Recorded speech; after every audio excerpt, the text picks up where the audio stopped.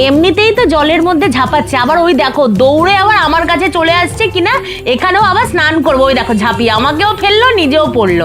মানে সমুদ্রের মধ্যে ঢেউয়ের মধ্যে ঝাঁপাঝাঁপি লাফালাফি, এটাই তো আনন্দ, এটাই তো মজা সমুদ্রের, যে এখানে মজা করা যায়, মাস্তি করা যায়, লাফানো ঝাঁপানো আর ঢেউয়ের সাথে খেলা করা যায়। আর এই যে দেখো ঢেউয়ের মধ্যে ও আমাকে জল ছিটাচ্ছে, আমি ওকে জল ছিটাচ্ছি, আমি তো কিছু দেখতেও পাচ্ছিলাম না, শুধু জলই ছিটাচ্ছিলাম। আর ও দেখো শুধু লাফাচ্ছে, শুধু দূরে দূরে গিয়ে ঢেউয়ের মধ্যে স্নান করবে, আর আমাকেও ধরে নিয়ে যাচ্ছে দেখো ঢেউয়ের মধ্যে স্নান করানোর জন্য।